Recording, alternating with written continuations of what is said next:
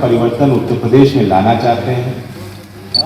दोनों लोग अपने आप को ठगा महसूस कर रहे हैं और उनके साथ मौजूदा सरकार ने छल कपट भी किया, झूठे वादे किए, दुनिया की एक बहुत बड़ी तस्वीर उनको दिखाई और फिर धड़ाम से उनको जो है जमीन पर ला दिया।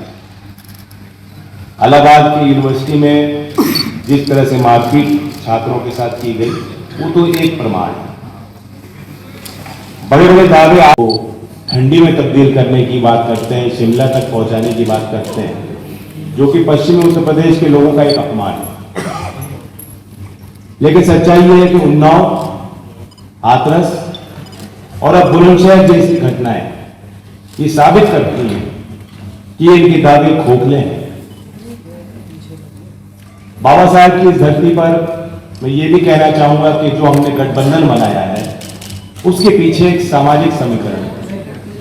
देश को संविधान दिया, नागरिकों को अधिकार दिए, उन्हीं अधिकारों को बचाए रखने के लिए लोकतंत्र मूल्यों को, लोकतांत्रिक मूल्यों और सिद्धांतों को बचाए रखने के लिए यही गठबंधन आज उत्तर प्रदेश के मतदाताओं के लिए एकमात्र विकल्प है। अजीत सिंह जी का भी बड़ा योगदान इस क्षेत्र में रहा।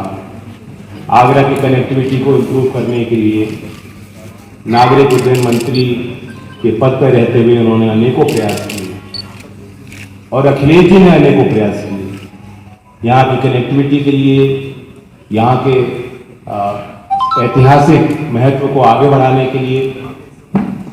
और हम लोगों ने तय किया है कि पूरे उत्तर प्रदेश के मानचित्र पर आगरा शहर का अपना एक विशेष महत्व रहेगा। मैं तो योगी जी से कहता हूं कि आप हमारी गर्मी निकालने की बात कर रहे हो, चलो हमारा तो कुछ कर नहीं सकते, लेकिन उन नौजवानों की गर्मी कैसे निकालोगे जो नौकरी मांग रहे हैं। आलू के किसान जो हर साल देखते हैं वो तस्वीरें कि आलू फिक रहा है, टमाटर फिक रहा है, गेहूं और धान की खरीद नहीं हो रही, उन किसानों की गर्मी योगी जी कैसे निकालेंगे? ये सवाल मैं योगी जी से आपके माध्यम से पूछना चाहता हूं। ये चुनाव मौका है, बदला शब्द का प्रयोग मैं नहीं करूंगा, बदला नहीं लिया जाता। मतभेद हैं, मनभेद हमारे आपस में नहीं, लेकिन लोकतंत्र में वोट की चोट इस बार इस चुनाव में प्रदेश के किसान और प्रदेश के नौजवान निश्चित रूप से देंगे। और मैं वादा करता हूं कि आपकी सरकार में, समाजवादी पार्टी और राष्ट्रीय लोकदल के गठबंधन की सरकार में प्राथमिकता आगरा को दी जाएगी विकास में, और किसान और नौजवानों की सरकार होगी। यूपी को लोग जाने न जाने, लेकिन आगरा के ताजमहल और आगरा के कारोबार और आगरा के व्यापारियों ने दुनिया में कहीं न कहीं भारत की और उत्तर प्रदेश की प्रतिष्ठा बनाई है। दुनिया में लोग जानते हैं। जो आपस में बांटने वाले लोग हैं, इस बार आगरा की जनता उन्हें रिजेक्ट करेगी। आगरा के लोग इस तरह के राजनीति करने वाले लोगों को पसंद नहीं करेंगे। ये चुनाव उत्तर प्रदेश का लोकतंत्र बचाने का चुनाव है। इसलिए जहां समाजवादी पार्टी हर रंग को जोड़ रही है, हमारा गठबंधन बहुरंगी है, सब तरह के लोग हमारे साथ हैं।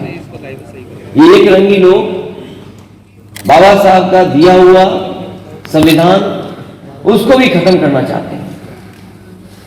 इसलिए जहां सवाल बड़े बड़े हैं, जयंत चौधरी जी ने जिस तरह कहा कि किसान का बड़ा सवाल है, जहां किसान की आय दोगुनी होनी थी, आज महंगाई के कारण और सरकार की गलत नीतियों के कारण हमारे किसान की आय नहीं बढ़ी है।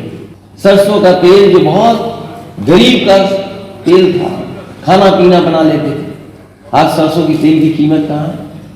और जो संतुलन बनाना था कि किसान को भी मुनाफा हो जाए, हमारे गरीब और मध्यम वर्ग के लोगों को भी सरसों का तेल सस्ता मिल जाए, वो संतुलन भी सरकार नहीं बना पा रही। सरकार किसके साथ खड़ी है?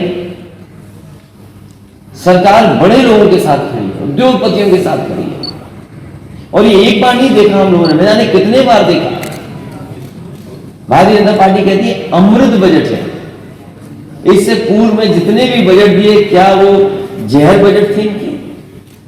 और फिर हमारे बाबा मुख्यमंत्री की भाषा कोई पहली बार ऐसी नहीं बोली जा रही है। उत्तर प्रदेश के लोगों ने न जाने कितनी बार उनकी ऐसी भाषा सुनी है। जो मुख्यमंत्री सदन में कह दे ठोक दो, जो मुख्यमंत्री सदन में अनपार्लियामेंट्री शब्दों का इस्तेमाल करें, वो आज कह रहे हैं कि गर्मी निकाल देंगे। क्या हमारे मुख्यमंत्री जी कंप्रेसर है जो गर्मी निकाल देंगे? क्या मुख्यमंत्री जी वाकई में कंप्रेसर है? और हम और आप नहीं समझ पाए। वो अपने लिए कह रहे थे, जनता से कह रहे थे कि हमारी गर्मी निकाल दो, हम भी उत्तराखंड वापस जाना चाहते हैं, जहां से आए थे वहीं वापस जाना चाहते हैं। और इस बार गोरखपुर की जनता ने तय किया है, जब चुनाव होगा तो आप देख लेना, वहां की जनता बुनियादी सवालों को लेकर के मतदान करेगी और इन्हें वापस भेजा जाएगा। जब नौकरी के सवाल को लेकर के गया, इस सरकार ने अपमानित किया है। चाहे वो टीटी वाले रहे हों, चाहे बीटीसी वाले रहे हों, चाहे बीपीएड वाले रहे हों, चाहे बीएड वाले, चाहे शिक्षा में कोई भी नौजवान अगर गया है रोजगार और नौकरी और अपने हक के लिए, तो इस सरकार ने उससे अपमानित किया है। इस बार एक एक यूथ भारतीय जनता पार्टी को अपने बूथ पर हरा करके इन्हें ऐतिहासिक हार दिलाने जा रहा है। मेट्रो अगर किसी ने दी है तो समाजवादियों ने दी है, समाजवादी सरकार ने मेट्रो दी है। और जितने काम उस समय दिए जा रहे थे, अभी भी सरकार आधे अधूरे पूरे नहीं कर पाई। पता नहीं क्या दुश्मनी है विकास से। इन भारतीय जनता पार्टी के लोगों को विकास को गति नहीं दे रहे हैं। तो सोचिए, जो म्यूजियम बनना था आगरा के इतिहास को, और मैंने कहा कि गंगा जमुनी तहजीब का इतिहास लेकर के म्यूजियम बनेगा। अगर छत्रपति शिवाजी महाराज जी का यहाँ प्रतिमा लगेगी तो जीजाबाई, मां जीजाबाई की भी यहाँ पे प्रतिमा लगेगी। आगरा को एयरपोर्ट मिल जाता अगर एनओसी दे देते ये सरकार के लोग। यही बीजेपी के लोगों ने समाजवादी सरकार में एनओसी नहीं दिया, जिसके कारण हिरण गांव में वो एयरपोर्ट बनना था, वो नहीं बन पाया। मैं तो आज भी कहता हूं, समाजवादी सरकार बनेगी और एनओसी के लिए फिर एक बार दोबारा अप्लाई करेंगे। अगर सरकार एनओसी दे देगी तो आगरा के पास जो लगभग 12-14 किलोमीटर दूर है हिरन गांव, वहां जाकर के एक और एयरपोर्ट बनकर के तैयार हो जाएगा। दावा करते थे कि मां गंगा को साफ कर देंगे। कोई हमें बता दे कि बिना हमारी यमुना नदी को साफ किए गंगा नदी कैसे साफ हो सकती है। कल मैंने काली नदी देखी बुलंदशहर के पास, काली नदी नाला बन गई है। जैसे काली नदी नाला है वैसे ही आगरा में यमुना नाला बन जाती है। इसलिए इस नदी को साफ करने के लिए भी भारतीय जनता पार्टी ने जो बड़े बड़े दावा किए, हजारों करोड़ रुपए बजट के आए, लेकिन वैसी की वैसी यमुना दिखाई दे रही है। इसको सफाई को आगे नहीं बढ़ा पाए। मुझे उम्मीद है कि यहाँ की जनता और खासकर आगरा के लोग, किसान, व्यापारी, नौजवान, हर वर्ग के लोग मिलकर के समाजवादी और आरएलडी के जो प्रत्याशी हैं उनको ऐतिहासिक वोटों से जिताने का काम करेंगे। कि इस तरह की घटना नहीं होनी चाहिए। जो घटना हुई है बहुत दुखद है।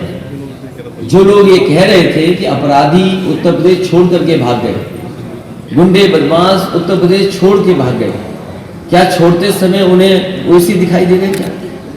ये घटना निंदनीय है, घटना नहीं होनी चाहिए थी। ये कानून व्यवस्था का सबसे बड़ा सवाल है।